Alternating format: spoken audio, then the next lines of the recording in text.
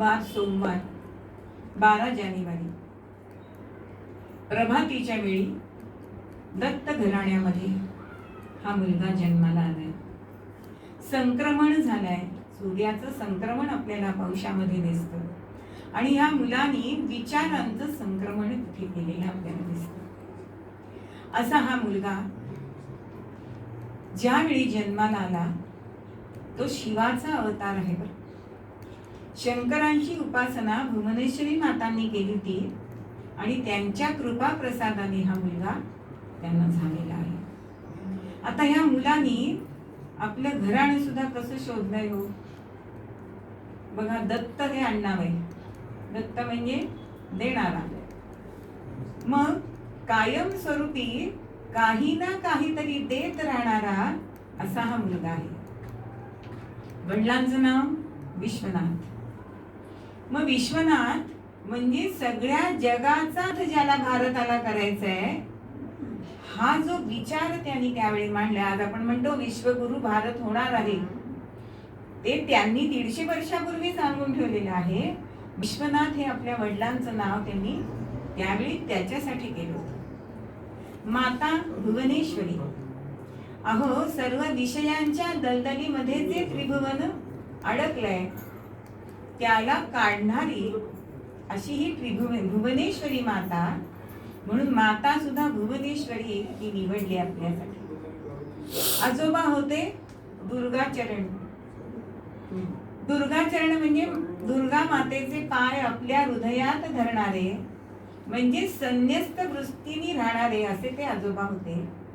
आणि तीच वृत्ती आजोबांची ह्या मुलामध्ये आपल्याला आलेली दिसते. आता 12व्या दिवशी पाळण्यामध्ये घातलाय आणि नरेंद्र असं नाव ठेवलंय, पण बंगाली भाषेमध्ये नोरेन असं म्हटलं जातं.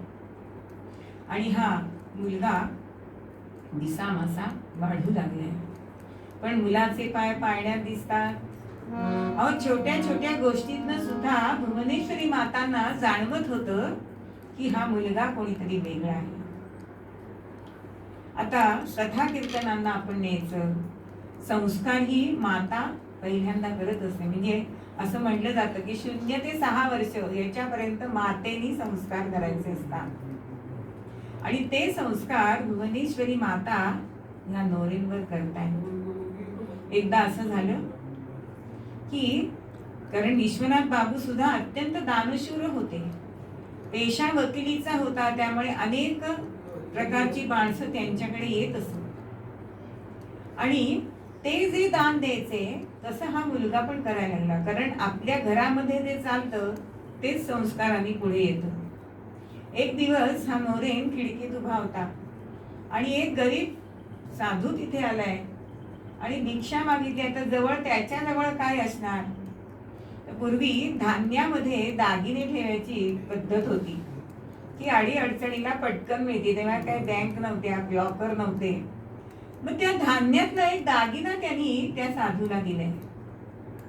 अहो आज एक पैसा सुटत नाही. आपण लहान मुलाला जरी नोट दिली तरी घट्ट धरून ठेवतो की नाही. पण दातृत्व वंशकुंडेन असं म्हटलं जातं. तसा हा नोरेन अत्यंत दानशूर होता. तसाच मानवाचा जो माणुसकी हा गुण आहे हा त्याच्यामध्ये होता. एकदा आईकडनं 1 रुपया घेतलाय आणि जत्रेला गेलाय आणि तिथून दुर्गा मातेची, काली मातेची मूर्ती आणली आहे 1 रुपयाची. आणि येता येता असं झालं की एक लहान मूल घोडागाडी खाली येतंय. अहो हातातली मूर्ती पडली आहे आणि त्या मुलाला वाचवले. तो जो गाडी खाली बाळ येणार होतं त्याला पटकन बाजूला घेतलाय. मग मातीची मूर्ती कुठली तरी चालेल, पण खरं मूल वाचलं पाहिजे ही भावना असणं हेच महत्वाचं. आणि त्यावेळेला घरी येऊन रडत रडत भुवनेश्वरी मातांना सांगतोय की आई मूर्ती फुटली, पण मुलाला रागवली नाहीये, उलट तुझा गुण काय आहे हे तिने सांगितले. एकदा कथा कीर्तनांना गेलेले असताना काय झालं, तिथे पुराणिक बुवा सांगत होते की मारुती हा आहेच, कारण तो चिरंजीव आहे, तो सगळीकडे आपल्याला भेटू शकतो. आता हे पुराणात सांगण्याच्या कथा, पण अहो या नवरेंनी ती खरी धरली आहे. आणि आता आपल्याला मारुती दिसणार कुठे असतो? आता ह्या प्रश्नाचं उत्तर ते पुराणिक बुवा तरी काय देणार? त्यांनी सांगितलं तो केळीच्या बागेत आहे. आता काहीतरी मुलांना आपण सांगतो तसं त्यांनी सांगितलं, आणि हा नवरेन त्या केळीच्या बागेमध्ये जाऊन बसलाय, बघतोय की कधीतरी मारुती राय येतील. आता सकाळपासून हा गेलेला, घरी आला नाही जेवायला, म्हणून भुवनेश्वरी माता त्यांना शोधायला जात आहे. तेव्हा